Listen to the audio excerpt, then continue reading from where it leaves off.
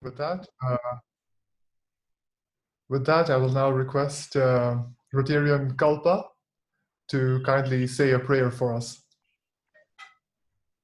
Gracious God, help us to work together within Rotary so that we may do your abiding on this earth.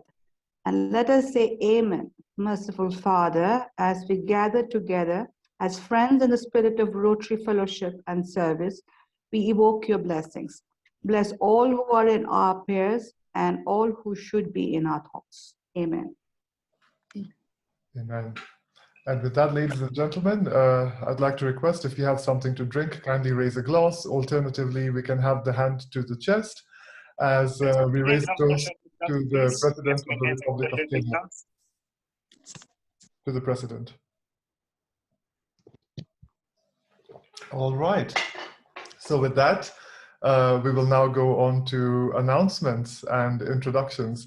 I see there's some guests who have logged on. And I'd like Rotarians to kindly introduce their guests. If you are a visiting Rotarian, kindly do raise your hand so I can acknowledge your presence. I see we have Caroline. Kako, welcome. Past President Esther, would you like to say something?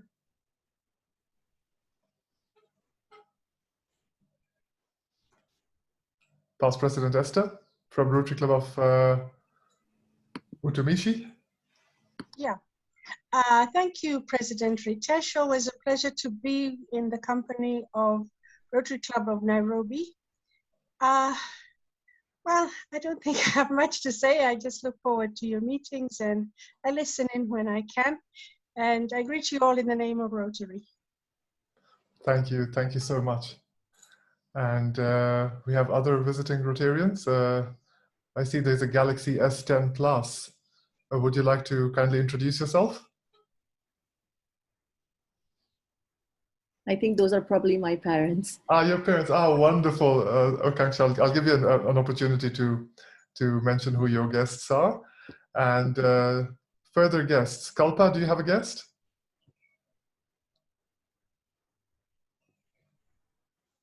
No guests today. Right. Okay. In that case, our speaker today is Akanksha, and I'll give a official introduction shortly, but before we go to announcements, Akanksha, would you like to introduce your guests? Sure. I have my parents who are here and my uncle and aunt from the UK and my aunt from India, Suman, my Masi, and a friend from India, Deepak. And that's all, 4 people. Wonderful, most welcome. We're very glad that you joined us today, to all the guests, and also to our wonderful guest speaker, Akanksha. Welcome. Thank you. And now we'll go on to announcements. And right, I've just noticed we also have President Anne O'War of Rotary Club of Karura with us. President Anne, would you like to say something?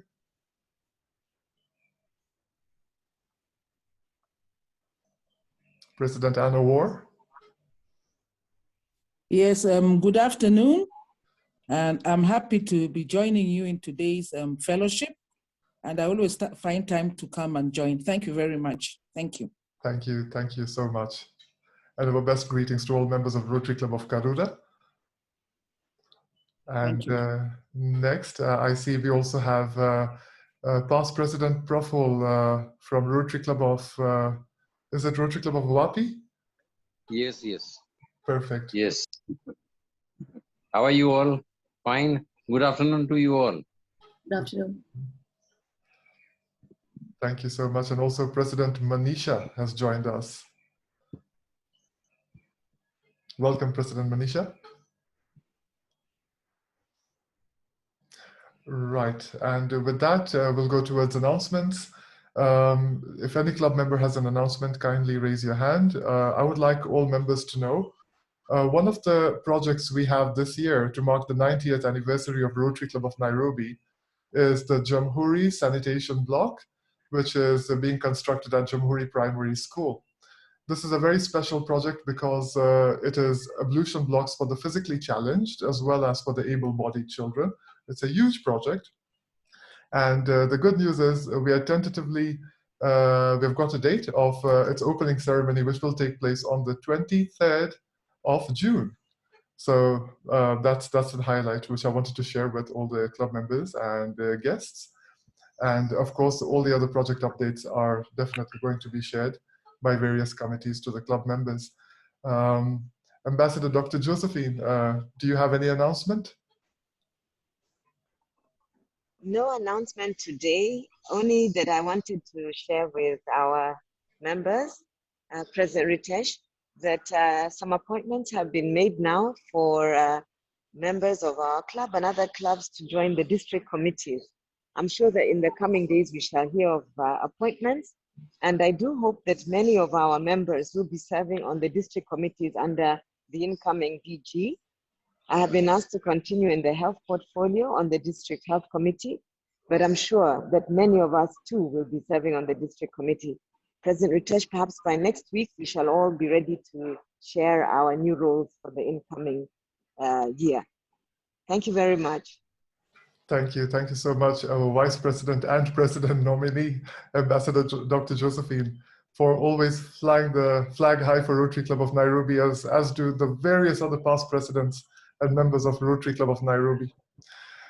With that, I'd like to introduce our speaker for today. Akanksha, welcome. Akanksha Nehra is a dietitian working in Mumbai and in Kenya. Akanksha is also an actress who has acted in several movies and TV shows. She's a dietitian and lifestyle coach, and currently is freelancing on projects for research in the health sector for the government of Kenya, and on media projects, including a Kenyan-British movie by Peter Pages. Currently working in crime and justice, and is also past Miss India Kenya. But the focus for the meeting today is something which many members of Rotary Club of Nairobi are very fond of, taking care of our health. So welcome, Akanksha. Thank you. Thank you so much, Ritesh.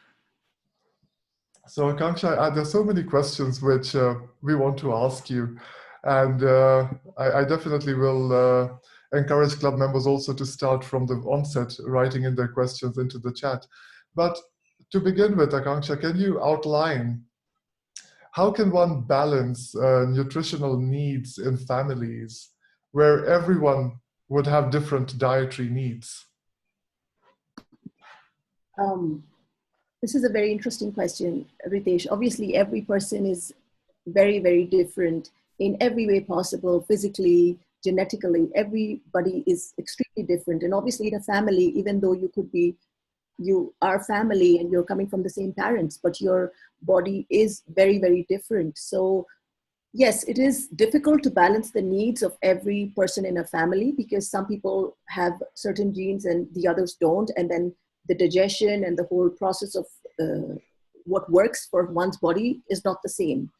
So it is a difficult thing, but I think as we grow and as we become adults, it's very important that we take care of our own diet as an individual person. I know food is cooked at home and it is cooked as in whole for everybody, but it's very important to know the most important part. For example, if one person does not require a lot of oil, you can always cook that meal without oil and remove a portion for the person who does not want the oil, and then cook the rest with oil for everybody else. So in the same way, you can make tea without sugar, and whoever has to put in the sugar can put it individually. So small efforts like this definitely count when you have a family, because then accommodating for people with different problems. And it's an effort. It's very difficult when you're in a family and you have to, as an individual, eat something very different. It's very, very difficult for people who are diabetics in a family, and suddenly they're supposed to eat calculatedly and calculate their carbs, or eat very, very differently compared to the whole family, and everyone's having cake and you have to think, oh, when did I have my last insulin injection? So it is difficult, but it has to be adjusted as a family, and working as a whole towards the person who needs the most attention is the only way out. But I think as we grow as adults, it's very important to realize that this is my meal and this is my diet, and it can, if the household allows, that should be cooked individually, obviously.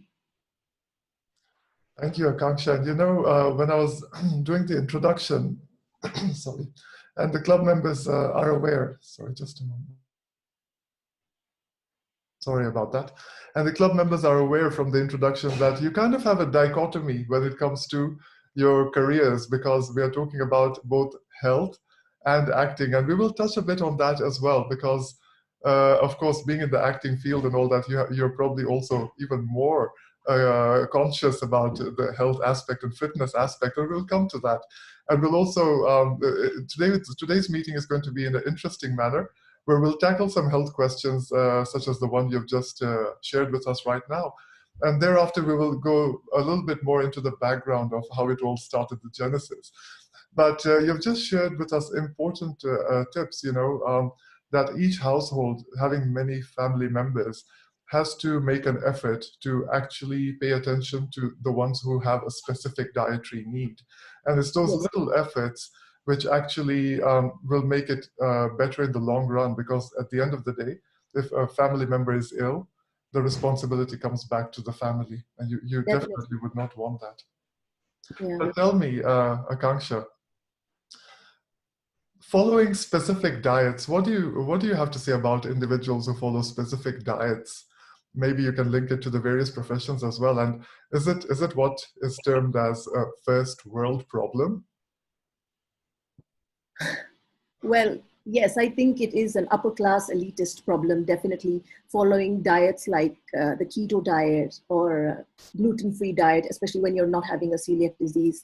It is definitely a fad or a fashion in the upper class. And it is a problem because it does affect the body long term. Your body does not require that specific diet.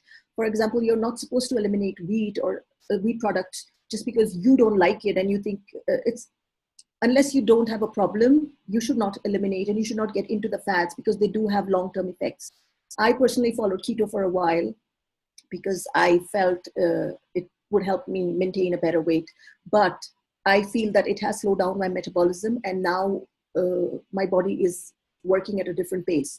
So I would urge people not to make decisions based on what is shown in the media and what is done by your friend or by your neighbor or by your mom, just because certain diets work for them. Maybe they have consulted the right person, but we should really think we should really think 10 times before we start something, and we should consult a professional because getting into these things definitely have negative effects in the long run. And I have seen a lot of people who do various fad diets, like eliminating the blood group diet, for example. It's a funny diet and it does not work. It's not scientifically proven. So there are people who follow these diets and they come to you and they say, okay, I'm losing weight because I'm following this blood group diet. And it's funny because you want to tell them that it's wrong, but it has shown them results and they seem happy, but they do not know that long-term it won't work and there will be negative effects. So it is a process of teaching people and telling people it's a wholesome process. It's a lifestyle change. It just doesn't happen with one diet or another diet. It's a wholesome process. You have to make changes in every meal and in your lifestyle as a whole, from breakfast to dinner, and take it easy and take it slow and not be, not go the wrong way or not go the crazy fad way that's just, making the headlines for now. So interestingly enough, you've talked about these fad diets, and all of us who actually have access to all these various news channels, news channels don't focus much on specific diets, but definitely TV channels do, and social media does, and all the other new types of media, whether it's Facebook, Instagram, and all, we are being bombarded with all sorts of different types of diets. And I would like you to also later on maybe touch upon how to go about with what diet is right for which individual and what is the criteria to be followed for that as well. But I want to ask a very interesting question, because currently we are all facing, I think I would say, challenges due to this pandemic. So in terms of this pandemic, what are the natural dietary solutions that we should take to increase our immunity? And are these the synthetic supplements which we are taking? A lot of people take a lot of synthetic supplements. Can you tell us the pros and cons, more or less? Should we take them? Should we not? What should we do? So these are two questions, one regarding immunity and one obviously supplements. So supplements to begin with. Synthetic supplements are there in the market and they do have negative effects. I have spoken to a lot of people about this experiment I conducted. So as a dietitian back in Mumbai, I obviously receive a lot of samples, and there are certain companies who have samples that look very dodgy, and they're too cheap to exist, and they just look very strange. So what I did once, I took some supplements that I did not trust, and I was very sure that this company is new, they're selling supplements really, really cheap, and they just weren't convincing. So I took a glass and put one of the tablets and I left it for a day, and it became this very black, slimy thing in the glass. And compared to other supplements that I have had, I put them in a glass, and comparatively, they dissolve. They take their time, but they dissolve. So this shows what happens in the body. The one that dissolves actually works and will be digested, right? So it is a better supplement. And there are some supplements that just, if they are slimy in a glass and unable to digest, or unable to dissolve rather, so it is obvious that they're not good for the body, because that's what will happen in the body. They will accumulate and they will probably just be there and start causing diseases like cancer and lots of other diseases that just start because of all these free radicals put into the body, all this negativity put into the body. And so we should be careful what brand of supplements we have. And definitely supplements are synthetic. Most of them are made in pharmaceutical companies. We cannot trust each one, but just like we trust medication, just like we trust Panadol, and we say, okay, I'm having a headache, I have a Panadol, I feel better. In the same way, we got to trust some supplements that they do their job. But we got to know what brands we have, and we have to test them on our body. And if a supplement doesn't make us feel good, it should be put away. I have seen people having multivitamins of very big brands in the UK, and they have extreme ranges in their blood after that. And they are not feeling so good about it. So I wouldn't say that a brand from the US or the UK is better than a brand from India or a brand from Kenya. You have to observe how it works on your body, and that's why you should always buy a smaller sample or a smaller quantity and see how that works on your body. And then you should check with your dietitian or check with your doctor what brands work. Not every single brand is trustworthy. There's so many brands, I will not name them, that I would not go with. I would never recommend them. I always think, would I recommend this to my mom or my dad? I would not. Then I would not give it to a patient. There's so many supplements that one should not take unnecessarily because they will not be absorbed in the body. For example, I recently saw a patient and he was really, really underweight, but he had some deficiencies, but I could not give the supplements, even though they were good brands. You cannot give them because his body doesn't have enough energy to absorb them. So when people have certain problems, like they're underweight or they have other medical disorders, chronic problems in their body, and you give them supplements because that vitamin is less in the body, it will not be absorbed. It'll probably go down, and it's not worth it. It's a waste of their money and waste of just harming their body. So it's very important to have a vitamin in the right way when you need it, and it should be had at the right time. It should be absorbed by the body and it should be had by with the right meal, I would say. Like their oil, the vitamin A, D, E, K, which are oil soluble, should be had with an oily meal. Some people have it with a normal meal where there's no oil and they wouldn't be absorbed. So people don't know these basic things that you should have, like the omega-3 capsule with an oily meal. That's when it will be absorbed into the body. So people do have supplements at the wrong time. I mean, it's off the topic about synthetic, but yes, people do have supplements at the wrong time.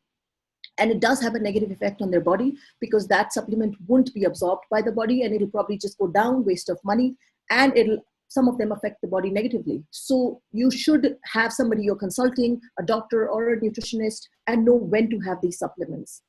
And in regards to immunity in this COVID era and this pandemic, so the immunity that we have built over the years is what is going to talk for us today. It's not about, we cannot just start live the way we want and be drinking and have no exercise lifestyle, and suddenly COVID is here. Okay, I want to exercise and I'm going to change my lifestyle. Yes, it's a good thing, but it's not going to affect your lungs immediately. It's not going to. It takes years and years of eating healthy and exercising and being careful.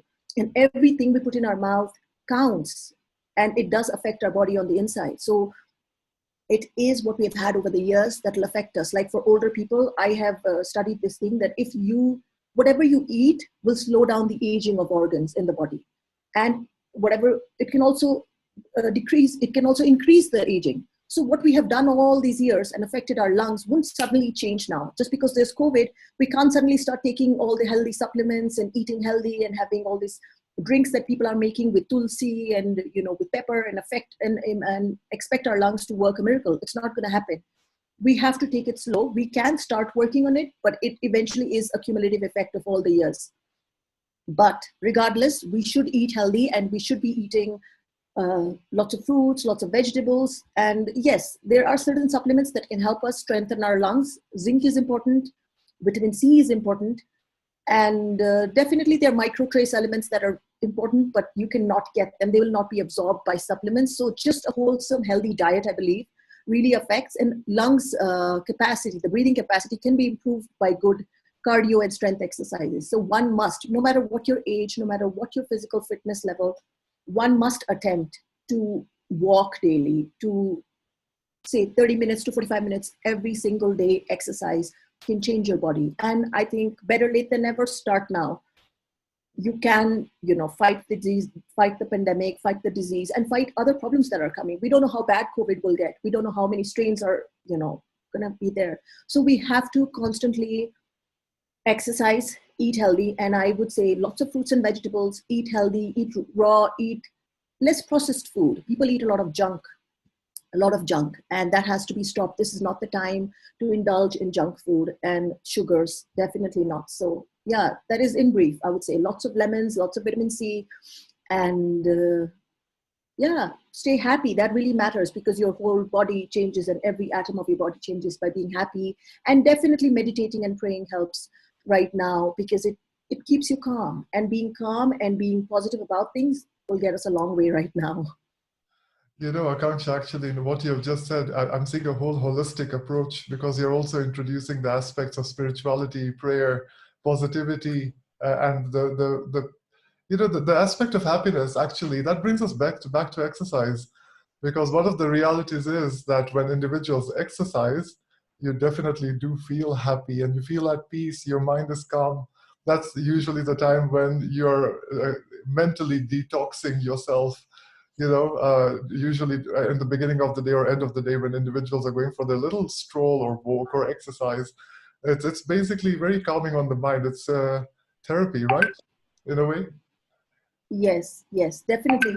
So exercise, post-exercise, we get a lot of endorphins in the body, and that does make us feel better. We get relaxed, our mood changes, our mind changes, and definitely, it gives us a better space that we are in. So exercise is highly recommended. Obviously, people, when they age, it becomes a difficult process. In my house, we have people of different ages. It's tougher for my dad, who's much older, to walk that much. But we push him, we make an effort. Me, my mom and I, we tell him, you must go for a small stroll, even if it's 15, 20 minutes a day. It makes a difference. So yes, exercise definitely changes your mind, it changes your body, changes every molecule in your body, and brings that zone of happiness, When I'm having a tough day, I just go out, I take a walk or go for a run. It changes my mood. It is, it is very important. And I feel really bad when people are trying to lose weight, but they put zero effort in terms of exercise, and they don't want to move their body, and they want to have a very, stagnant lifestyle and just sit on a chair and work and do their work on the table and think that they lose weight by just the diet. No, it is a 50-50 process. Some people say 75-25, some people say 25-75, but the point is, it's both things are important. Exercise definitely improves our longevity. We live better. And for aged, like people who are aging, it slows down the aging process. It slows down the aging of the brain, and definitely thinking. People think, cognitive development, cognitive failure of the brain, and that leads to Alzheimer's and dementia as people age. And now it's very common because of all the diets that people have been having, all the processed foods. So cognitive failure is delayed because of exercise. So I would definitely encourage everybody to pick up some form of exercise if you are already not exercising. Even if it's a basic walk for 30 minutes, it makes a big difference. But if you can, take a team sport, take a group sport, do yoga, do anything to change your life and make yourself feel better. And above everything, change your health. It's never too late. It's never too late. And the good news is members of Rotary Club of Nairobi, The reason they all look so young and vibrant and energetic is because they are, and they're all health conscious and probably golfers. But you're absolutely right. And what I want to tell you, Akanksha, is I actually resonate with one of the facts you've just mentioned about the intake, sudden intake of all these vitamins and everything, just before I go on to the next question. And you're right that individuals all of a sudden have this need to up their vitamin intake and all that, which is very important, and we cannot neglect that. But what I'm taking away from you is that try to look for a natural source. Isn't that true? Like the vitamin C and the zinc and all that, as opposed to just going for over-the-counter medication, which you said that some have actually tested in a very odd manner in a glass of water, and you wouldn't want that actually to be like sludge within your body. But try to go for natural food. I'm Right? sure there are people in this audience that are from the medical background, and they probably know what I'll be talking about right now. But for everyone else out there, what supplements do is, in very simple language, it's a very important fact, is that over-supplementation causes too many free radicals in the body. Free radicals means a lot of negative ions floating around in your body. And when the body doesn't know what to do with these free radicals, it makes cancerous cells. It makes negative cells and initiates diseases. So having too many supplements, having the wrong medicines, too much pollution, too much negativity, negative thinking, all this causes free radicals in the body. And that is why we can see cancer is very relevant in today's society and in today's world. So it's very, very important for us to have the right supplements in the right amount and minimum, as per required by our doctor or nutritionist. We should not just have supplements because my friend is having those supplements. No. Or just because, oh, they say omega-3 is good. Okay, let's pop a pill. No, you should know if it's important for you as an individual. I know people who are twins. There's research being done in Europe, in various countries, on twins and supplements. And the requirement of diet and food. This is research that I've been studying while I'm pursuing public health right now. And their genes and genetic, structure is so different. They do not need the same food to grow. They do not need the same amount, the same quantity of food. So they definitely don't need the same supplements, quantity or quality.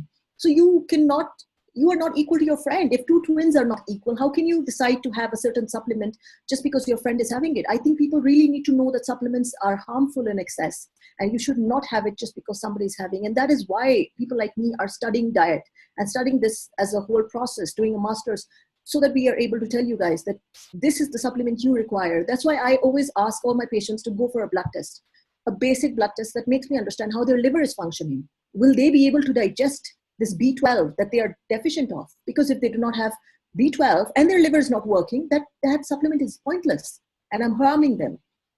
So it's very important to have that blood test to make sure that we see people are in a healthy state to take all those supplements we are giving them or asking them to take. So supplements should not be taken just as a fashion. Definitely not, and not right now. But yes, to conclude, we should be having healthier sources of food, vitamin C with our salads, like lemon with the salads, lemon with our food, and lots of wholesome foods, fresh fruits, vegetables. If you eat meat, good amount of fish is good. It's good for the brain, good for aging, and definitely good for immunity right now. Akanksha, interestingly enough, since we are talking about natural sources of good food, and aren't we absolutely blessed in Kenya that we have such abundance of organic, fresh vegetables and fruit? I mean, this is truly a blessing. And definitely. I think it's a blessing I'm born in this country. Yes. Definitely. I'm blessed. I'm blessed to be born in this country and live here because everything is so beautiful and organic. And I know of sweet potatoes going all the way to Prince Charles from Kenya, and they have a farm. So I know that the vegetables and fruits in the soil of Kenya can be trusted. And I think it's a blessing. We should not take it for granted. We should use it. We should eat a lot more wholesomely because we're blessed. People are eating foods injected with hormones and injected with lots of chemicals just to maintain a color in various countries, from the US, where Monsanto controls the corn and it is all contaminated.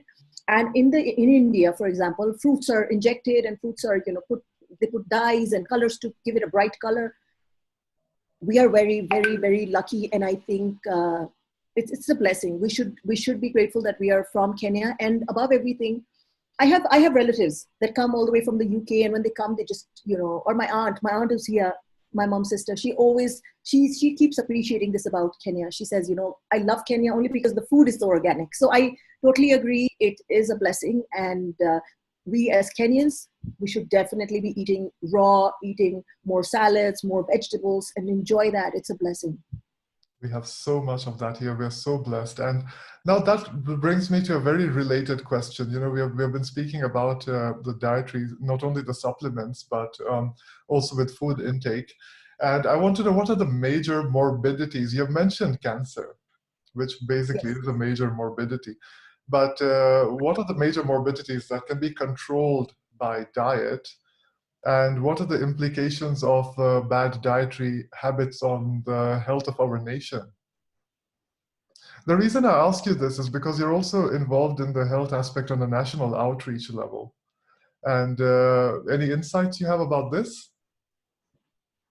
So I think a disease is reversible before it becomes chronic. So acute means it's just started off in the body and we can control it. And you need to know when you're tested. That's why it's important to get yourself tested very regularly. People say annually you should have a blood test, you should go to your doctor, speak to them, understand how your liver is functioning, your kidneys, and above everything, how your blood work is. I will give you an example of my mom. She did a blood test and she realized she was pre-diabetic. And above everything, her sugar was on certain days like a diabetic. She took charge. She started having a lot of bitter gourd juice in the morning. She started having a lot of juices in the morning that were bitter. And that works very well for diabetics. And then she started taking a walk, 7 kilometers a day. She lost weight. She lost about 4 or 5 kgs. And that helped her control her insulin. And obviously her sugar went down, and she, from almost becoming a diabetic, is back to being a pre-diabetic, or possibly she'll never have it because she took charge at an early stage. So it's very important for us to do blood work and get our, visit the doctor. People, I know it's an expensive process, but like as we age, it's very important to visit the doctor and make sure our blood work is clean. And we realize that, okay, we have clear values and we are okay. And if something is about to happen, we can prevent it. So diet does help. This is a case in diabetes. But everything else, like we say, if we stop taking the wrong supplements, if we start eating holistically, correct, and we have a better lifestyle where we are praying, meditating, keeping ourselves spiritually aware, and keeping ourselves calm and composed, definitely we can stop any disease. We can reverse. I have heard of people reversing cancer by just meditating and thinking right and positively, and above everything, obviously taking charge of their diet. But there's so many diets that are there online. There are documentaries I've watched on Netflix where a wholesome vegetarian diet really works. So I think it's Dr. Esselstyn, I think he's called. He promotes this diet where you eat a lot of raw salads and raw vegetables throughout the day. And he gives that to people who have high sugars and who have pre-cancerous stages that is detected in the body. And everything has been reversed by eating a no meat and high fiber diet. So getting to it, this is the point that I tell every patient of mine, I tell my mom, I tell everybody, a lot of fiber in your diet is very, very important because it thickens the mucus lining, and the gut is the one that has to get us through to our old age, So the gut strength is very important, and gut motility is very important. High and good fiber is very important. So just lots of fruits and vegetables, having the right carbohydrates with high fiber can change your life. So good fiber is a secret to life. It's a secret to reversing diseases. That's what I would say, good fiber. Good fiber. And one thing which also I'm taking away from what you've shared, I'm trying to listen into what you may not be saying but are implying. And what I'm understanding here is that one should not be frightened of food groups. You can't just say that, okay, I'm going to try to avoid carbohydrates, or I'm going to avoid that fat. should definitely not be done. It's a very bad fad, and you should not avoid carbohydrates. You should be having the right carbohydrates. There are different types of carbohydrates. So there are high fiber carbohydrates that have good soluble fiber, like oats, for example. So oats can replace a lot of other fibers you have, a lot of carbohydrates you have. So you need to seek that professional help and guidance, and that is why people like I exist. And yes, you should not avoid any group, because every group has a certain function. For example, people who go on keto do get a decreased quantity of vitamin B, and then they have nervous problems in long term. So it's not very good to be on a diet like keto for very, very long. There are lots of negatives to that. So in the same way, avoiding a certain group is not advisable in any case. You should have a minimum amount. You should know what that minimum amount is, and you should balance it. Eventually, life is about a balanced diet. That's the biggest secret. Balanced diet, good fiber, good protein. That's it. And that brings me to the next question, since we're talking about balanced diets. And I want to know your take on this, because we live in a very money-motivated world. And the reality is that with all these fast food restaurants and chains springing up across the world, there is literally, I'm sure you have your favorites as well, or maybe you don't, you're a dietitian, but most of us have our favorites, you know, that, okay, we know where we'll get our coffees and some snack related to, you know, depending which shop it is, we're going to go to the outlets. What's your take about all these fast food chains, and should the government do something about it? Should there be some control? Should there be some kind of health aspect initiated, whereby even the fast food companies have to offer maybe some kind of a healthy menu compulsorily? I am a dietitian, but I'm a person who loves my junk food as well. I love pizza. So it's a very difficult question, but it is very important for the government to take charge. In the UK, very recently, I think last week, there was an announcement that fast food restaurants will no longer be allowed to advertise. And I think that's amazing, because that's the first step. Children will not be forced to see how yummy the burgers are, and then they get tempted. It's obviously inviting, and small children start building up on that, and that is really, really not good for children in a long term. As adults, we can make wiser choices, so it is okay. But I think the first step was to ban the advertisements, and I think that's what Kenyan government should do, is to ban advertising of any sort of fast food restaurants. So let people come in if they want to come in. We cannot stop that. Definitely it'll affect the economy. There are big businesses giving a lot of taxes. The government is definitely not going to stop that. But I think cutting out the advertising in the UK is the first step, and it's so amazing. And I think that's what Kenya should do, number one. And as parents or grandparents in this group, we should all be making responsible choices. We should know that we can make a healthier pizza at home, and we can convince that child, or convince since it's about fast food and children, I would say, is that we can convince them that we can make a healthier burger at home, and we can have a healthier pizza at home. And that is better for our body, and it's more fiber, more protein, what I like. And obviously it's definitely just better for the body as a whole. But there are days that you want your cheesy burger from, Burger King, or you want a pizza cheese from Pizza Hut. It's fine. It's okay to spoil yourself, and it's okay to, give that pleasure to yourself. I think it's fine, but you should know how to, balance it by eating healthier in your next meal, have a salad after that in your next meal, and work out at the end of the day, burn it off, and, take care of yourself. But too much junk, definitely a no-no. And I'm not from that family, or we don't do a lot of junk. I live in a very small town, Kisumu. And even when I was in Mumbai, I don't think I'd have a lot of junk, although I like my momos, and that is also a lot of processed wheat flour. But I think we all have our vices, and it's very important to, when to stop something. I'll give you an example. I have not had a soda in over 18 years. And I stopped having stopped having sodas and any fizzy drinks, because when I was about 13, 14, I had a lot of acne. And I realized that this acne is sugar driven, because my mom would open a soda in the kitchen, and it was, a few meters away, but I could smell the Coke, and I would be so addicted, and I'd want that Coke so bad. And then I slowly made a decision. I read a lot of magazines when I was young, all these magazines around the house, and I realized sugar does cause acne. Obviously there was teenage, but I stopped Coke, and my skin became better, and that made me so happy. And then and it drove me towards food and nutrition. And that is why I was really highly interested in this field. This decision of studying dietetics starts from that. It's because I realized that diet can change your skin. That is the outside. So how much does it affect on the inside? I was so curious about it, and this whole field. So I would say that everything we have, I like saying this, my mom reminds me when I'm having my junk, is 2 minutes on the lips, forever on the hips. So you have to realize that whatever we are putting into our mouth is going to affect us. If it's good, it's going to affect us. So whenever we are eating something, we need to think, is this worth it? I know sometimes we're just, we don't even think about it, but we need to make that effort. It has to be, driven from the inside. It has to. It definitely has to be driven from the inside. And congratulations on staying away, absolutely, from fizzy drinks for all these years. That's commitment.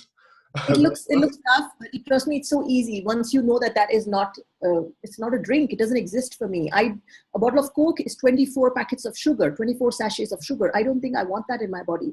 And I think everybody needs to be more, it's a very observant process. You need to see what you're eating. You need to be observant about it, not just eat without, and that is why I always advise people to eat without watching TV, without having distraction. It's very important to eat very consciously, be on the table and enjoy your meal and know what you're eating and how much you're eating. It's very, very important. It helps your weight loss. That's very important, because you're also at that point in time, how do we put it, even culturally, paying more respect to the food which is put next to you. And Akanksha, I want to also ask you very briefly, since we talked about sodas and about also all those 24 packets of sugar, which happens to be in one soda, right? What about the question of all these diet Cokes, and which are loaded with aspartame and all sorts of God knows what?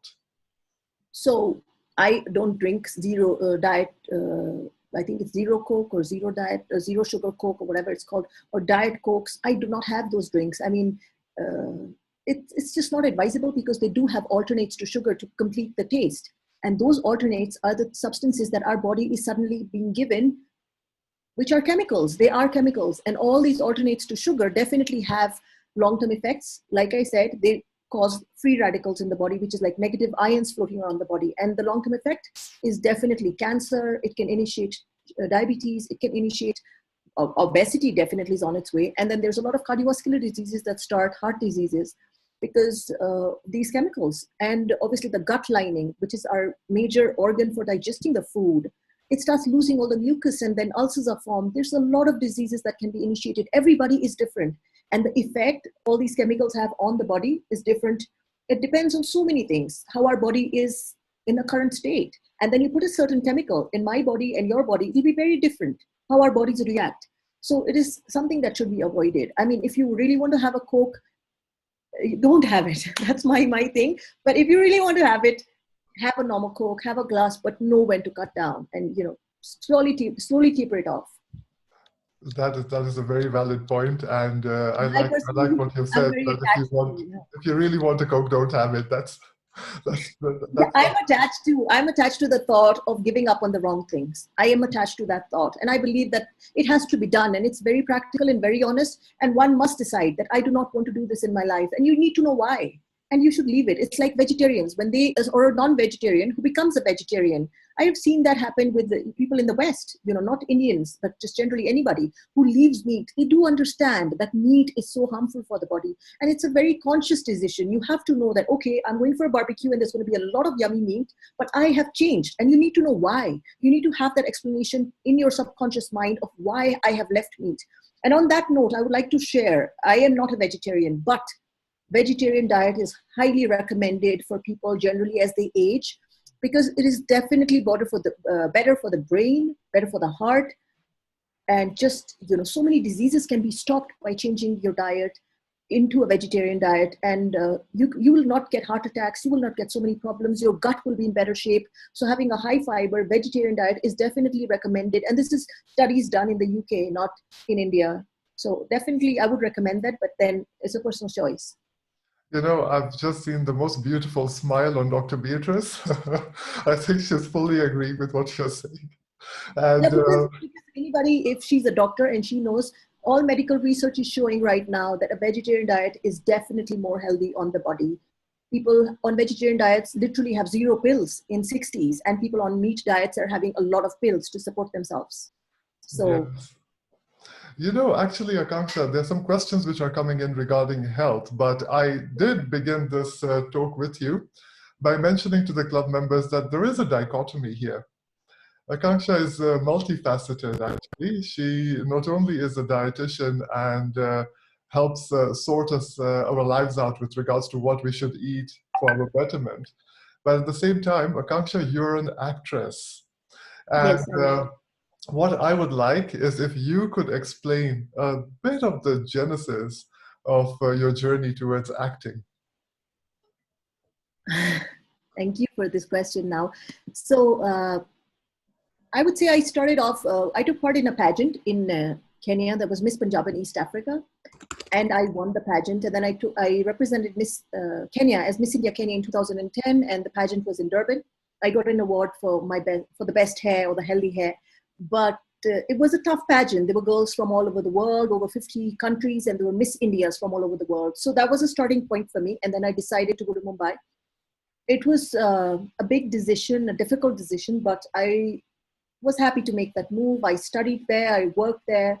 I experienced hints of Bollywood, I would say. I didn't do anything full-fledged or something so big, but I did work in a lot of movies with a lot of celebrities. I worked with likes of Amitabh Bachchan, and it was an amazing experience. You learn so much. Acting is a field where you learn to balance your mind, your body, and you love yourself. It's a bit of a narcissistic job. You have to love yourself. You have to take care of your skin every single day. You have to take care of your hair. You have to take care of your mind. You have to meditate to be sane, to be able to be a mad woman today and to be a doctor tomorrow, and then to be a lawyer in court and shout at somebody and then be normal at the end of the day. And it can turn people mad. So it is definitely a process where you have to work on yourself. I explored meditation. I went for Vipassana. If somebody does not know, Vipassana is a beautiful school of meditation, 11 days of silence, and you learn to be with yourself, which is the most difficult process. But I did discover spirituality at a very early age, and I'm glad I got my dad, my brother into it. It's a difficult process to be spiritual. It's a difficult thing, and to accept that this is a journey and it's going to be on my own, and it's me versus me forever and ever and ever. It's a difficult thing, but you have to accept that, and you have to see how that impacts your life and with the decisions you take, and whatever field I can use that. It's nothing specific to a field. So definitely all these things helped me in my journey as an actor, and all those interactions made me stronger, tougher. And it's a whole book, Obviously, my journey in Bombay is a whole book. There's a lot of experiences I have to share. But it was amazing. It was good working with all these people. I learned so much, and I grew as a person, evolved into a more thoughtful, more patient person. I do have my vices, but here I am. No, but congratulations, Akanksha. Even in the acting field, we are aware of quite a bit which you have done. And I've actually seen many of these photographs. You've got some roles you've done with very seasoned actors and renowned actors. And would you like to share with us just one of your memories very briefly before I ask you about your current acting roles? Well, in Mumbai, I think the fascinating story that people like to hear is my experience with Amitabh Bachchan, which is it was once in a lifetime opportunity for me, and I'm really blessed that I did that audition. It was for an ad for a government project. I would say, I think a government project. It's called Swachh Bharat. It means Clean India. So they're initiating the process of cleaning India and all the various ways in which, and obviously Amitabh Bachchan is a brand ambassador for the project. And we had a small advertisement that was being shot, and he was a guest who comes to a housing society, and he educates us about what do you say? Hygiene, keeping the place clean. Keeping the place clean, in short, yeah. And it was quite interesting because he came there and he was, he's a dream.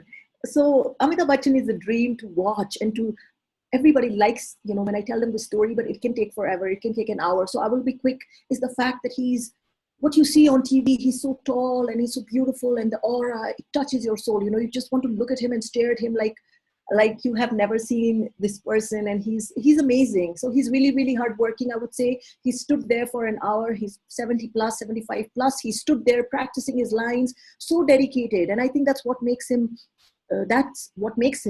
Mr. Amitabh Bachchan, because he's so hardworking at that age, standing. We were all seated and he did not ask for a chair. It was hot. He did not ask for a fan. He said, you can give the fan to the rest of the actors. He was kind. He was very, very hardworking, and he was practicing it in different ways that I would not have thought of. And he was entertaining. In the process, he was trying to entertain everyone out there and making us laugh and, calming us down. And he turned the whole dialogue into poetry and told us, what if this was a poetry session? And then he did it the Indian way and, made us laugh. And I was like so enchanted. For that 1 hour, I literally forgot I exist, who I am. I was just into him. And obviously then he did his shot and he was brilliant. And it was like, I understand why that man is Amitabh Bachchan. I can just imagine him right here. And that's why I'm looking up. But anyway, the point is it was an amazing experience. And I learned so much in those few hours that I was with him. I learned that, just giving your love to your work and being patient and not giving up. I get tired. When I'm on a set and I have to stand for 1 hour, I want a chair and I feel restless and I want water and I want a fan on me if I'm feeling hot. But he was so kind about it. He didn't let go. And that's very important in life. And I learned so much. It was such a beautiful experience, honestly. Such a beautiful experience.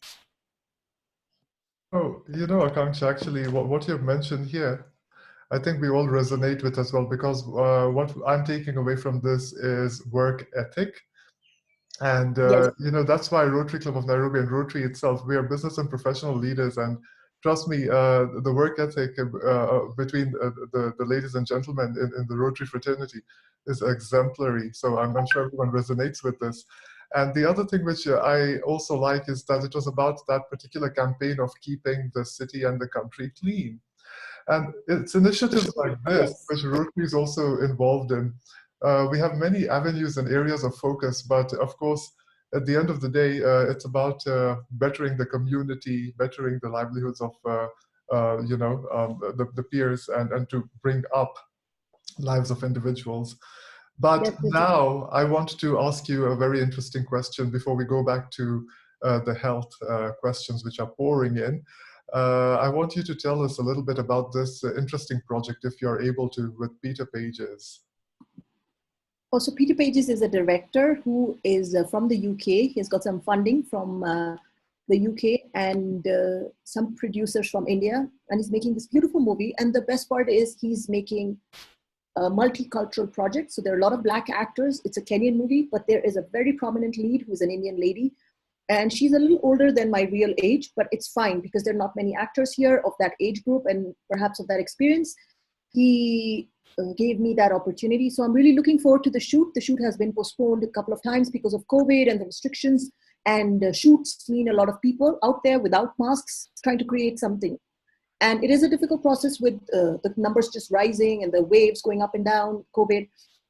So we're hoping that things calm down. The money is ready, the project is ready, the actors are ready, but just COVID is delaying things. So that should be an interesting project for Kenya and very groundbreaking because of the combination of Indian and African actors and creating this British-Kenyan project. It's going to reach places. It's a beautiful story, beautiful story. Well, you've got a huge, let's say after this talk, maybe a fan base waiting for the release, and you can always let us know and count on us. And there are a lot of questions, Akanksha, which have come in. Sure, But before we go to those questions, what I'll request is Dr. Beatrice has been listening in, and she's got the most beautiful smile when you mentioned a couple of things. When you mentioned about vegetarianism and also about exercise. So I'd like maybe Dr. Beatrice to give a vote of thanks first, and thereafter we can ask you to stay on a bit longer, and we can address the questions which have come into the group chat, which I'll call out. Is that okay? For me, it's okay, yes. Perfect. Thank you, Akanksha. So I'll call on Dr. Beatrice. Dr. Beatrice. Thank you so much. I'm completely blown away. There's so much that has been noteworthy. I was taking notes as I listened in, and I've filled my sheets of paper here. But because the essence of what you're sharing is of such great interest, I'm going to make this brief so that we can enjoy learning lots more from you. I want to just Thank you so much for taking the time out. We really appreciate you spending time with us at the Rotary Club of Nairobi. We're very privileged to have such a multi-talented and very engaged person to speak to us about things that we of necessity have to consider at this time, but also need to consider in the long term. I'm going to just highlight a number of things that you have raised, particularly of interest to me. First of all, I'm so pleased that you have broken down in a simple fashion the basic tenets of our nutrition and our diet. Thank you so much for highlighting the value of making our nutrition a lifestyle choice, because I think that is exactly what makes it sustainable. So I'm so glad to hear that we can make it our choice and we can make it our preference based on guidance that professionals like yourself and our doctors can give us. I've also noted that a huge part of our wellness at this particular time during the pandemic is to do with our immunity, and the fact that that is a combination of factors such as our diet, our exercise, our rest, and also our happiness, which is something that is coming higher and higher on the list of priorities. So I'm really pleased that you touched on that, because I think it's often overlooked and yet has such a huge impact. I'm also quite pleased that you spoke about the management of conditions such as diabetes being influenced greatly by our choices on both diet, exercise, and the way that we do it on the long term. So thank you for sharing that. I think conditions like diabetes can be a heavily expensive condition to treat in the hospital setting when it's gone past the pre-diabetic phase. And so it's wonderful to hear somebody espousing the tenets of dealing with it early, because we can. Thank you for that. And finally, I'm so pleased to hear how wholesome your journey has been in the dichotomy of being an actress as well as a dietitian or nutritionist. That's fascinating. And I think we could sit down for hours and hours, many of us, just listening to what you have to say. But for now, I shall leave it at that and allow me to just throw in one quote that I picked up on that says, "Food is symbolic of love when words are inadequate."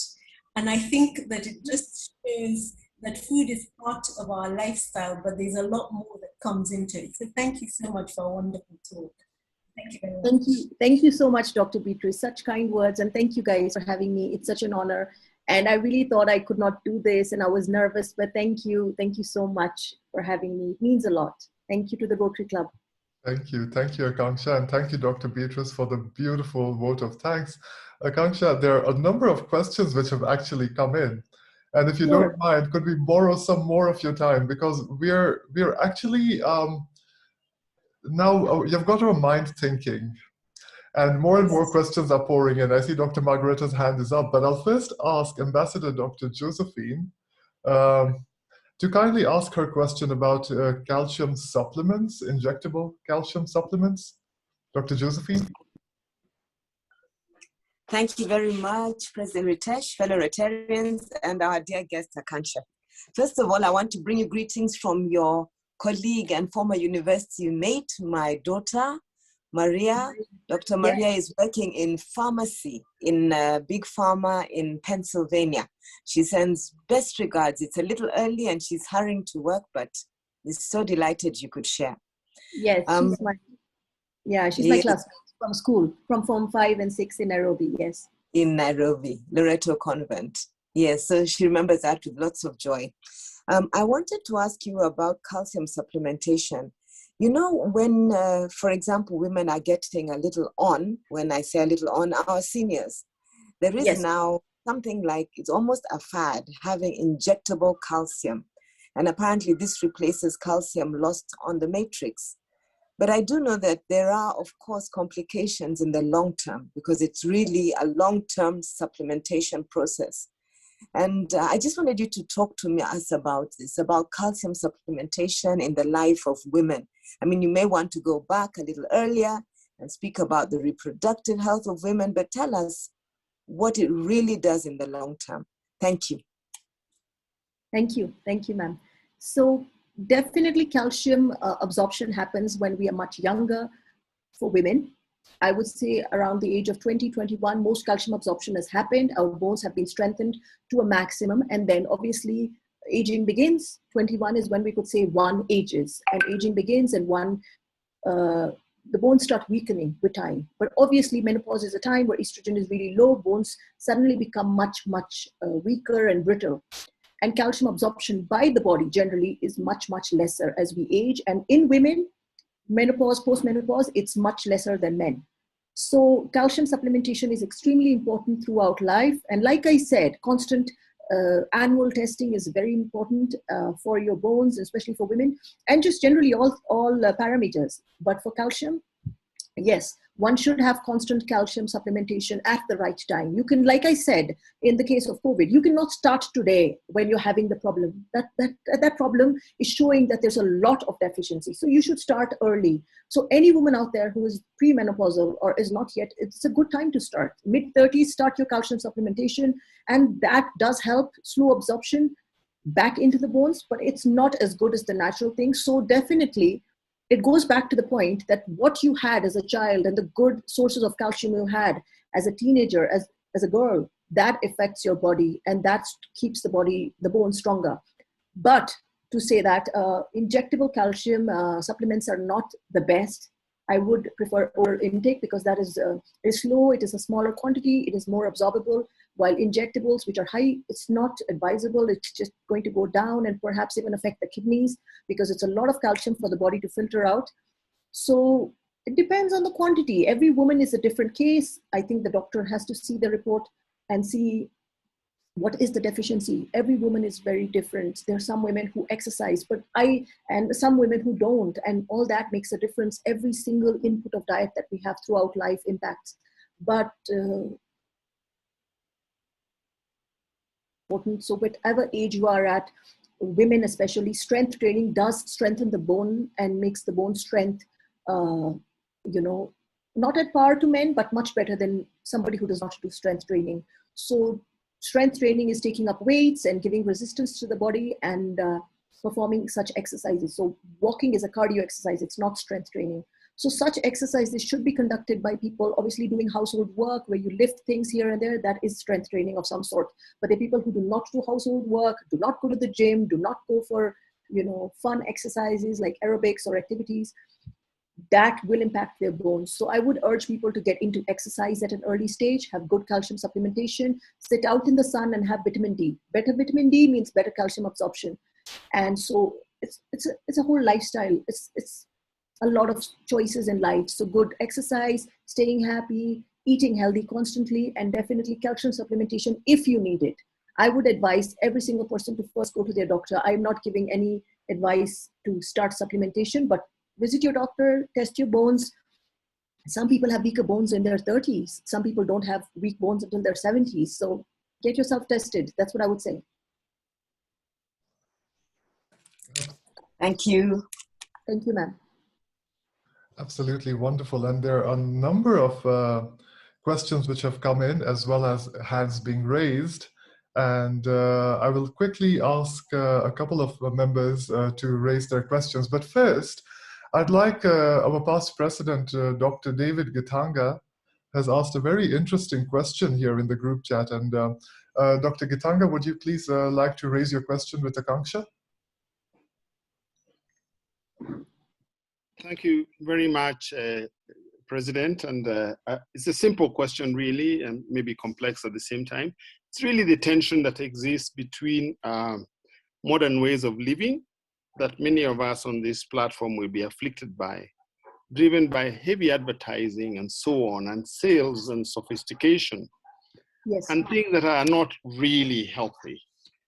Talking about commodities that are unhealthy or they contribute to poor health, but the tension that exists between businesses, markets, and political processes that say, no, alcohol, I'm nothing against breweries. I do have a beer from time to time. They pay a lot of taxes, and that argument was used by tobacco manufacturers for a long time.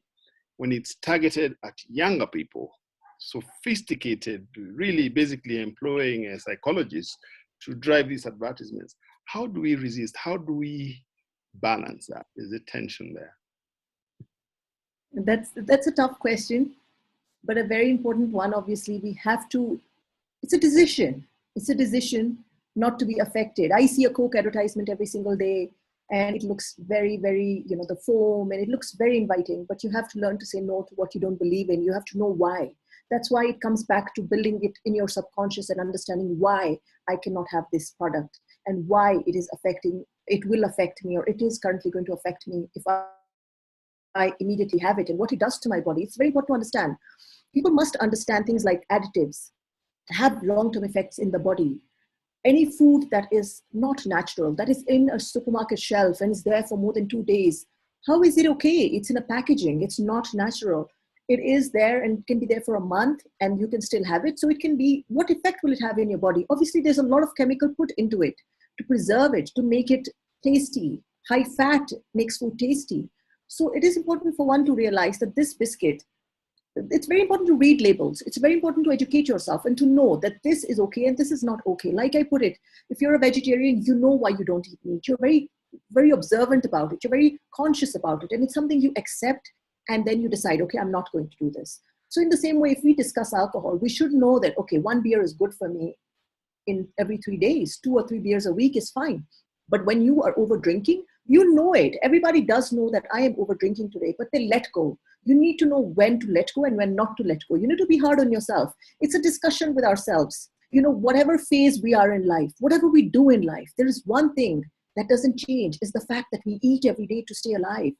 So it is a choice of what we put in our plate and what we decide to put into our mouth. It is a choice, and it has to be made consciously. We have to decide that I am not going to eat, like there are things we don't like. For example, there's certain vegetables I don't like. And if I don't want to have that vegetable, it's a very conscious choice. So if you put it in my plate, I will not eat that vegetable because I don't like it. In the same way, I have to decide I do not like Coke. So I will not have it. Even if you offer me a whole glass and you pay me $1 million, I will not have that glass because I don't want it. I just don't want it because I know its effect. So in the same way, if there are certain foods that are being advertised and on our face and consciously, like the whole fast food thing and KFC burgers thrown on our face, we have to decide that this meat lies there in their fridge for days, on certain days. And it could have fungus and have bacteria and it's preserved with chemicals. And we have to make a choice. Is my body a dustbin or is my body a body? I'm not going to let anything get into this body that I don't want. I'm not saying that I don't eat junk, or it's okay to have and indulge in this and that and have, a certain, we're all human beings and we all falter. But it's very important to know that processed meat like Farmer's Choice sausages or meats like that have a lot of chemicals, have a lot of unhealthy meat in it. It's better to have other meat that is fresh and is cooked well and it'll get spoiled if it's not eaten immediately. So that is definitely good. It's a conscious choice that is built up over the years. It's a training. You have to train your mind, you have to train your body. It's a change of a lifestyle and it's a decision and a choice. And I don't know what else to say. I mean, I personally work with patients and I try to change their style, their behavior. I tell them to switch off the TV. I tell them to make conscious choices every single day. I don't give them a fixed plan of 20 grams of rice and 20 grams of this. That's not life. That's not practical. It's very important to know that, okay, I feel like eating rice and I want to have this and this is okay, but this is not okay. And that is a conscious training that you have to do to yourself. It's a game we play with ourselves every single day until we die. That's what I believe. Dr. Gitanga? I think Dr. Gitanga has also mentioned a book which is worth our reading. It's called Fast Food Nation. I have read it, yes. And thank you, Akanksha. There are a few more questions, if you don't mind.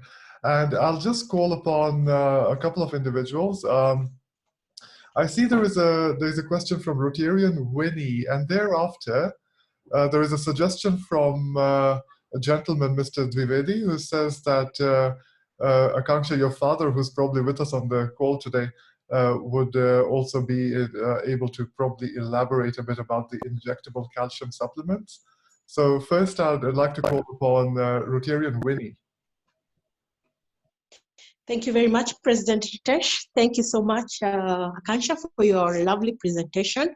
Mine is just a quick one. I was just inquiring about what do you think about these keto programs and the intermittent fasting? What do you think about them? Would you recommend someone to do that? Thank you. Thank you for your question, Vinny. So to begin with, intermittent fasting or fasting generally increases longevity. This is scientifically proven that I have been studying in my last semester. So it is definitely proven in the West, in the East, for religious, spiritual purposes, and obviously for the body to, refurbish itself. It's a good time that the immune system strengthens up. It has been proven in Japan that it increases your immunity. It's good for the brain as a whole, and it's just good for the body. So definitely fasting, I believe, is very, very good. Doing a weekly fast for one day where you fast for 18 to 20 hours if you can, and perhaps only on water, and then have your meal at the end of the day. It's a beautiful fast. It works miracles for the body, and I would advise any and everybody to fast once a week. Very good for, aging slowly. So fasting is definitely good. Keto is good.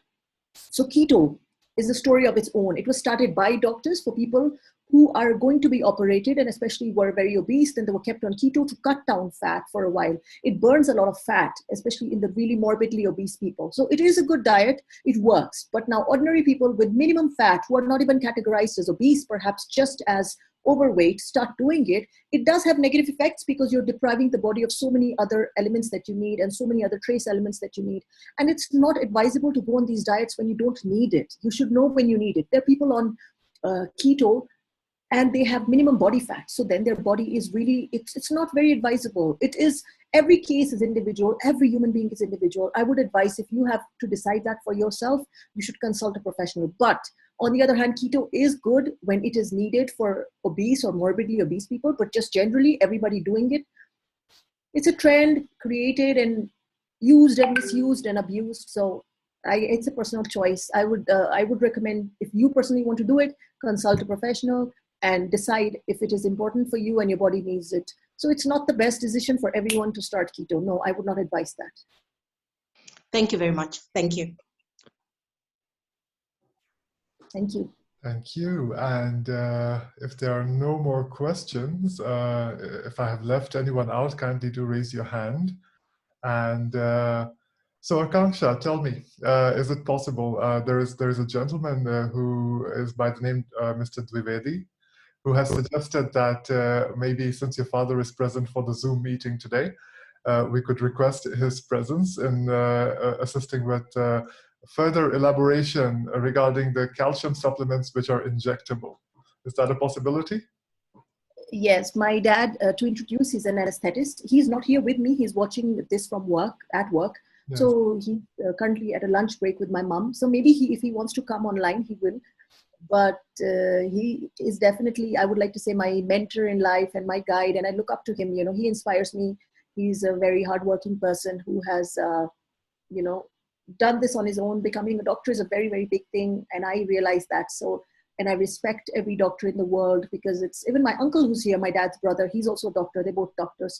So I do understand that they have great value in this world. I don't know if he would speak right now, but I did give my point about it, that it is not wrong when it is needed. You know, it depends on the deficiency, obviously. It depends. Everybody's case is different. You cannot, you cannot cluster the thought. You cannot. Thank you so much. And now we understand that coming from a background of a history, families filled with doctors and health specialists, it's no surprise that you're actually very passionate about making sure that people you come across in your journey of life actually have a healthier lifestyle. And that's what you're exactly doing for us. You're more or less like an evangelist for good health. And what I see is, okay, Ambassador, Rotary Club of Nigeria, Abuja, the ambassadors, President Roy Stanley. You've raised your hand, President Roy Stanley. Yeah, thank you so much, President Ritesh, for the opportunity. That's a very insightful presentation by Dr. Akanksha. I want to ask a question more like an observation. For me, in persons, I have cheat days. Saturdays and Sundays are my cheat days. What would you like to say about that? Good afternoon, Mr. Stanley, and thank you for your question. I hope you're doing well out there in Nigeria, and thank you for tuning in. And it means a lot that you are watching me. It means a lot. So I personally have an opinion about cheat days. It depends on how intense your cheat days get. Because if you work hard 5 days, and then on 2 days you go ahead and eat so much junk, it is not worth it because you're not equating the calories. So I would suggest that you have 1 cheat day rather than 2 because it works more better. Because your 6 days of balanced calories and 1 day of spoiling does not equal. And that means at the end of the week, you had a positive outcome. But if you have a negative, like if you have 2 days of cheating, that's not worth it for your body. It's not a good idea to cheat for 2 days. I never advise that. But I think a cheat day is important. It's good. And yeah, it's good. It's good to just relax and let go and not be too hard on yourself. But make sure on those 5 or 6 days you are eating correctly and healthily and good choices throughout the day and loving your body, exercising, and then 1 day you just, enjoy yourself. Thank you. Thank you. I'm sure the words which you meant also, but I'll add there is probably, and you'll agree with me, in moderation, right? Yes, definitely. Everything in moderation. Everything in moderation, definitely. Wonderful. Actually, Akanksha, this has been a very enlightening talk, and we are so grateful that you spent your time with us to enlighten us on such important aspects of having a healthy lifestyle, a healthy diet, a healthy mindset. And just one last question has come in from Professor Michael Hopkins. Professor Michael, would you like to please ask your question? What a beautiful backdrop. It's raining now, actually. So it was taken yesterday, but a very enlightening conversation. I liked the comment about sodas. I've also not taken a soda for, I would say, about 30 years. And wow. like you, I always recommend people taking fruit juice. Unfortunately, I'm addicted to fine wine. So you better tell me how many bottles a year I can drink. Not a day, right? my question to you is, a lot of your advice, very sensible, and I see you come from a highly educated background, as well as your own excellent education. I just wonder how much of what you say is based on your experience, on personal experience, and how much on scientific evidence. End of question. Thank you for your question, and I'm really happy to see somebody who understands the thought of not having soda, and it's a good thing, good choice you've made here. And in regards to wine, you can definitely have, with your age, and depends on your current parameters in your blood. I do not know what that is, but I would say a bottle a week is okay. But that means 2-3 glasses a week sort of is okay, not more than that. But depends on if you have joint issues and so many other things, and what your diet generally is and your current heart status. So I would not give you a final say on that. But everything I say, mostly I do apply to myself. There are certain times I do not personally indulge in junk food. So when I advise that to somebody, I really wholeheartedly do that. But on the contrary, when I talk of problems in the older age, obviously I have not experienced that, but I do see patients with that. I do see my parents with problems, and I do see people around me, and I share those discussions with people, fellow colleagues in India, in Kenya. And I have discussions before I bring them forward and say something. So it is definitely, I study a lot of, I'm currently pursuing a master's in public health from Scotland.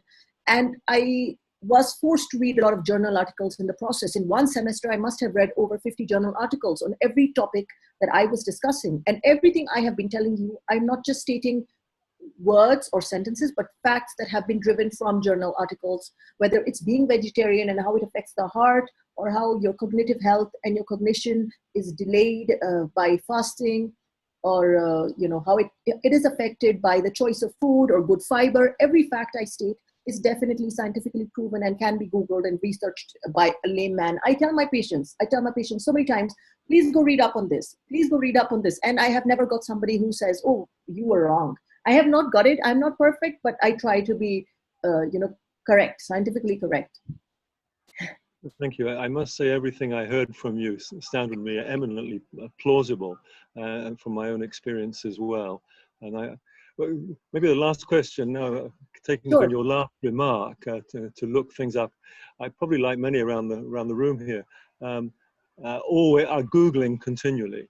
Yes. And when I look at health questions, I try and look towards establishment health centers like NIH in the United States or NHS in the UK.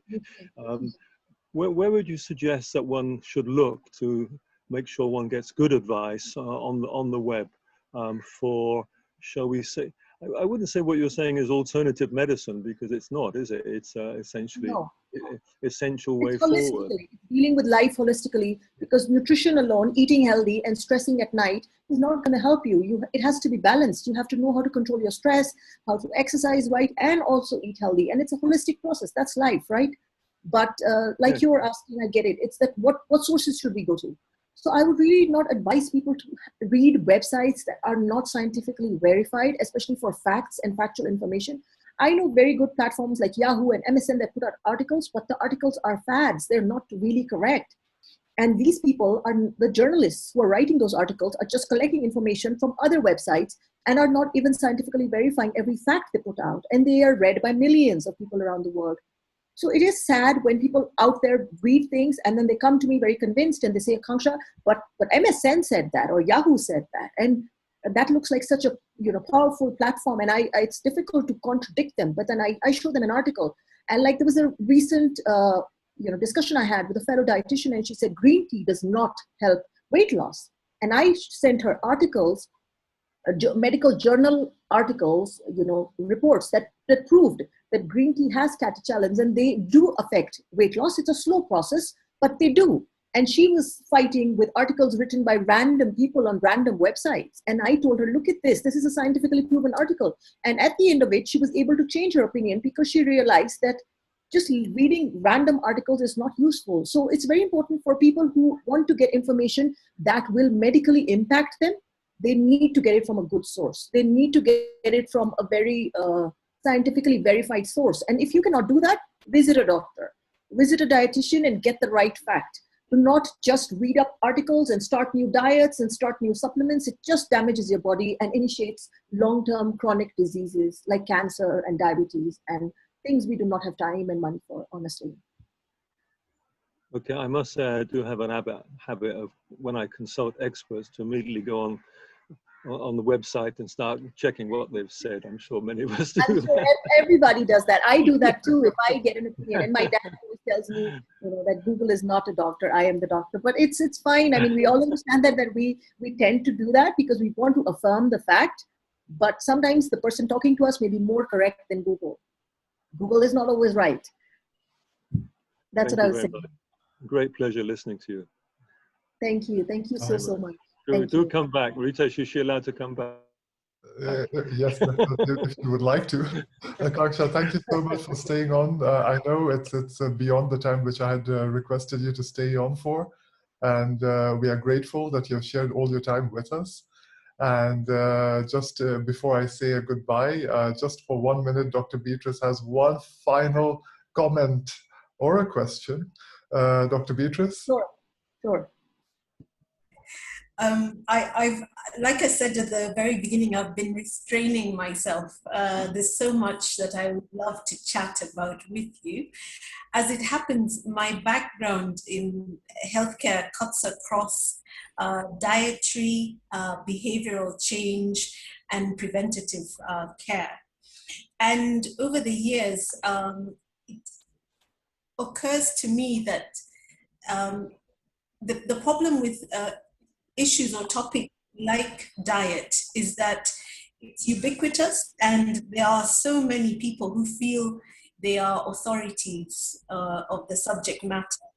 And so it becomes really confusing to get a simple, clear message across. And the other thing I've learned is that simplicity is the ultimate sophistication. So my question to you is, if you were to simplify the message so that the audience or the target group that you have in front of you can hold on to something that would help them make independent decisions when they're faced with different adverts, different newfangled ideas, what would that be? And how would you strengthen that argument with the evidence? So I will keep this very brief, very concise, but if I have to give very wholesome advice to everybody out there, regardless of their age group, or probably in the upper level, we're not talking to the youth here, it is definitely to increase your fiber in your diet. This is a rule I apply with all my patients, is to have 5 portions of fruits and vegetables a day. This is verified in the UK, it's verified in the US, 5 portions of fruits and vegetables. That means a lot of fiber in the body. I would say you should have a good amount of protein in the day. You should have a lot of water and stay happy. Find ways to stay happy, exercise, and trust me, just doing a 30-minute exercise, being happy throughout the day, and having the right food throughout the day, you can live healthily, happily, and you can live for very, very long and live a good quality of life. It's not about living up to 90, but on a wheelchair. It's about living up to 70, but being so healthy and so happy. So I think eventually it's about making these changes and accepting that having a more wholesome diet, more fibrous diet, and a lot of water, a lot of good exercise, you can change your life. 3 things, and just keep laughing. Find ways to laugh, find ways to be happy. This is my summary in short. And these are all proven facts. Everything is proven. You can Google this. I have done a diploma recently with Yale University and Secrets to Finding Happiness. And they say, it's about healthy diet. It's about exercising. It's about meditation. It's about being calm. It's about letting go of the past. So this is holistic advice that I would give. And you can charge up your immune system, change your life today by just eating healthy and being happy and, changing lives around you. So this is advice in 2 lines, in a few lines rather. Thank you very much. Well, thank you. Thank you so much, Akanksha, for honoring us with your presence today. And you may as well have started a little bit of a fan base here at Rotary Club of Nairobi and with our guests. And thank you for telling us what you've just said right now is a fact that you don't want to have a prolonged life on a wheelchair as opposed to having a healthier life. So it's about the quality of life. And Yes. you've shared some very important aspects of health with us throughout this wonderful and elaborate talk, which I'm going to be uploading on YouTube as well. And with regards to exercise and all that, we will definitely get moving even more as good students. And at the same time, if we need some more escapism, we will reach out to you to say, Akanksha, what show are you working in? And what movie is there coming out? So that's going to provide escapism for us as well. Thank you for being you. You're very special. And we definitely are going to look forward to more health tips from you. And also we look forward to your other projects. Thank you so much, Akanksha. Thank you. Thank you for having me, Ritesh. It's been an honor, and I am so touched by all the love I've received and the questions. And this is something that has always fascinated me and made me happy. And this topic and this world of food and knowledge about food and sharing this with people. And I would like to tell you and everyone who's here yet here that I'm always available, and people can always contact me. That we spoke on this or watched your show and ask me any questions. I will be there for them. And I'm truly honored, Ritesh, that you called me for this at so quickly, and this was just so quick, and it turned out well. So I'm really, really happy, and I'm really, really grateful, truly grateful, Ritesh. Thank you so much. Thank you, Akanksha. Thank you all. And with that, I bring the meeting to an end. I'd like all of us to kindly raise a glass if we have something to drink, alternatively hand to the chest, as we raise a toast to Rotary the world over. To Rotary the world over. Rotary the world over. Thank you so much to Rotarians from Rotary Club of Utumishi, Rotary Club of Karura, Rotary Club of Abuja, the ambassadors, and all visitors. Thank you so much. Thank you. Thank you.